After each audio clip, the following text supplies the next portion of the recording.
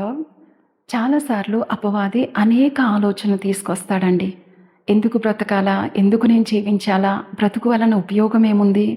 ఎందుకు అసలు నేను జీవించాలని రకరకాల ఆలోచనలతో చాలామంది ఇబ్బంది పడతా ఉంటారు.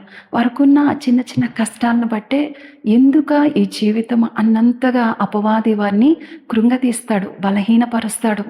అపవాది ఆలోచన, వాడి కుయుక్తులు ఏంటంటే చివరికి మరి ఆ మానవాళిని తన ఉండే ఆ స్థలానికి తీసుకువెళ్ళాలని వాడు ఆలోచిస్తాడు. అందుకే ఎవరికి వాళ్ళు ఎందుకు నా జీవితం అన్నంతగా వారు కృంగిపోతూ ఉంటారు. ఒక విషయం అర్థం చేసుకోవాలండి. యేసయ్య మిమ్మల్ని చాలా ప్రేమిస్తున్నాడు. ఎంత ఆయన ప్రేమిస్తున్నాడంటే ఆయన దేవుడై ఉండి మానవుడిగా ఈ లోకానికి వచ్చి మనందరి కొరకు ఆయన రక్తాన్ని చిందించాడండి. ఆయన రక్తము చేత మనం కొనబడ్డాము. అంత విలువైన వ్యక్తులం. హల్లెలూయా. ఒకరోజు సాతాను యేసయ్య దగ్గరకు వచ్చి, మరి నువ్వు దేవుని కుమారుడు కదా అంటది.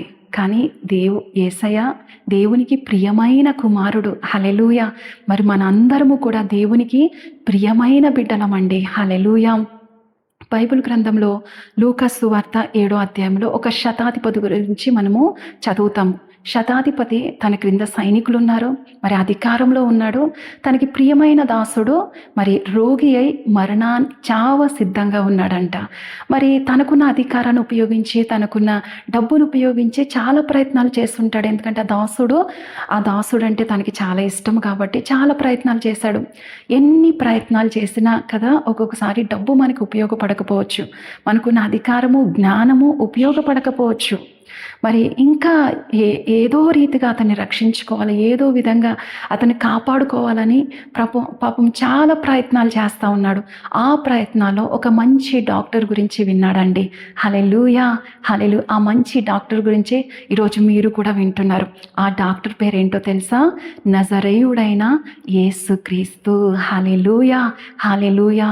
మరి యేసయ్య గురించి విన్నాడు. బహుశా తను అనుకుని ఉండొచ్చు ఏంటంటే, ఈ యొక్క విషయము, ఈ డాక్టర్ గురించి, ఈ నజరేయుడైన యేసు గురించి నేను ముందుగానే తెలుసుకుని ఉంటే బాగుండు, చాలా ఆలస్యమైంది, అయినా పర్లేదు, మొత్తానికి యేసయ్య గురించి విన్నానని సంతోషముతో యూదుల పెద్దలందరినీ కూడా యేసయ్య దగ్గర పంపిస్తాడు. ఏమనంటే, ప్రభా, మరి శతాధిపతి అని ఒక అధికారి ఉన్నాడయ్యా, అతను చాలా మంచివాడు, మా కొరకు సమాజ మందిరాన్ని కట్టించాడు.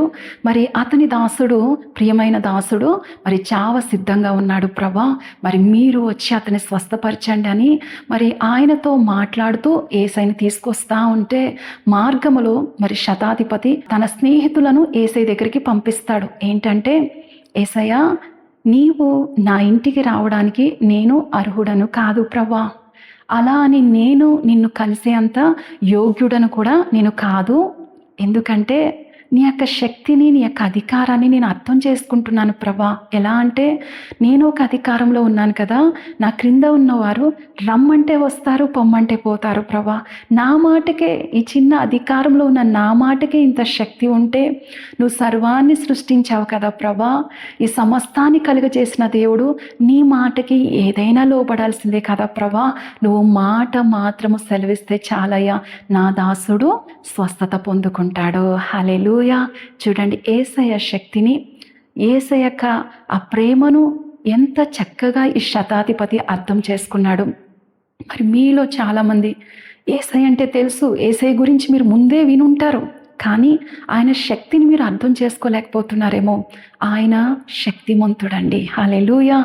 మరణాన్ని జయించి తిరిగి లేచిన పునరుత్థానుడు మన దేవుడు. హల్లెలూయా. మరి ఆయన శక్తిని మీరు అర్థం చేసుకోండి. ఆయన వాక్యాన్ని ధ్యానించండి, ఆయన సన్నిధిలో ప్రార్థించండి.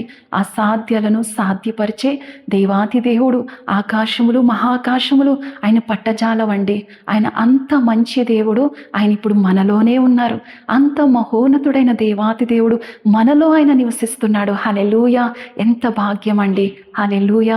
మరి ఆయన శక్తిని మీరు ఎప్పుడైతే అర్థం చేసుకుంటారో మీ జీవితాల్లో ఉన్న ప్రతి పరిస్థితి కూడా మార్చబడుతుంది. మీ జీవితంలో ఉన్న ప్రతి ఒక్క సమస్య నుంచి కూడా విడిపింపబడతారు. హల్లెలూయా. ఆయన శక్తిని, ఆయన యొక్క మహాత్యాన్ని మరి ధ్యానిస్తూ అర్థం చేసుకుంటా ఉన్నప్పుడు ఈ సమస్యలన్నీ కూడా కనుమరుగైపోతాయండి. హల్లెలూయా.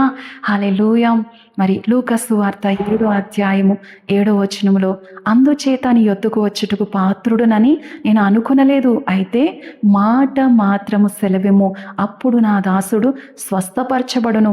నేను సహా అధికారమునకు లోబడిన వాడను, నా చేతి క్రిందను సైనికులున్నారు. నేను ఒకని పొమ్మంటే పోవును, ఒకని రమ్మంటే వచ్చును. నా దాసుని చెయ్యమంటే ఇది చేయునని నేను చెప్పినట్టు ఆయనతో చెప్పుడని వారిని పంపెను. హల్లెలూయా. మాట మాత్రము సెలవిమ్ము, అప్పుడు నా దాసుడు స్వస్థత పొందుకుంటాడు. హల్లెలూయా. ఎంత చక్కగా మరి యేసయ్య గురించి విని ఆ శతాధిపతి యేసయ్య యొక్క అధికారాన్ని ఎంత చక్కగా అర్థం చేసుకున్నాడండి. మరి మీరు కూడా ఆయన శక్తిని, ఆయన వాక్యాన్ని ధ్యానించండి. మీ జీవితాల్లో ఆ దాసుడు విడిపింపబడినట్టు ఈ మాటలు వింటున్న మీ జీవితాల్లో ఏ పరిస్థితుల్లో కృంగిపోయి ఉన్నారో నా దేవుడు మిమ్మల్ని లేవనెత్తుతున్నాడు. నా యేసయ్య మిమ్మల్ని స్వస్థపరుస్తున్నాడు. నా యేసయ్య ఆ పరిస్థితులన్నిటి నుండి కూడా మిమ్మల్ని విడిపిస్తున్నాడు. హల్లెలూయా. ప్రార్థన చేసుకుందాం. ప్రభువా నీకు వందనాలయ్యా. మహోన్నతుడా, సర్వోన్నతుడా, సర్వాధికారివయ్యా, నువ్వు సర్వశక్తిమంతుడు అయ్యా. ఎంత మంచి దేవుడు, ఎంత గొప్ప దేవుడు అయ్యా. హల్లెలూయా. ప్రభా మాట మాత్రము సెలవేమో, నా దాసుడు స్వస్థత పొందుకుంటాడని శతాధిపతి నీ యొక్క అధికారాన్ని అర్థం చేసుకోగలిగాడు. ప్రభా అవునయ్యా. మరి ఎవరైతే ఈ మాటలు వింటున్నారో వారు ఏ పరిస్థితుల్లో కృంగిపోయి ఉన్నారో ప్రభా, ఈ మాటలు వారు వింటుండగానే వారి జీవితాలను విడిపిస్తున్నావు, వారి మనస్సులను మారుస్తున్నావు, రూపాంతరపరుస్తున్నావు ప్రభా. ఆ మరణ పడక మీద నుంచి లేవనెత్తుతున్నావు, కృంగిపోయిన ఆ స్థితిలోంచి నీ బిడ్డల్ని విడిపిస్తున్నావు ప్రభా. నీకు వందనాలయ్యా, నీకు స్తోత్రం, నీకే మహిమ. పరిపూర్ణ విడుదల, పరిపూర్ణ రక్షణ, పరిపూర్ణ స్వస్థత, పరిపూర్ణ విడుదల నీ బిడ్డలకి కలుగును గాక యేసు నామములో ప్రభా. నీవు పొందిన దెబ్బల చేత నిశ్చయముగా స్వస్థత ఉందయ్యా. వారందరినీ తాకుతున్నందుకు నీకు స్తోత్రాలు, వారందరినీ లేవనెత్తుతున్నందుకు నీకు స్తోత్రాలయ్యా. నీకు వందనాలు ప్రభా. నీకు స్తోత్రం, స్తోత్రం. సర్వాధికారి నీకు వందనాలయ్యా. నీకే మహిమ, నీకే ఘనత. నువ్వు చేసిన కార్యాలను బట్టి నేను స్తుతిస్తూ యేసు నామములో అడిగి వేడుకొని పొందుకున్నాము పరమ తండ్రి. Amen, amen, amen. Praise the Lord. దేవుడు మిమ్మల్ని దీవించును గాక. ఆమేన్. హల్లెలూయా, హల్లెలూయా.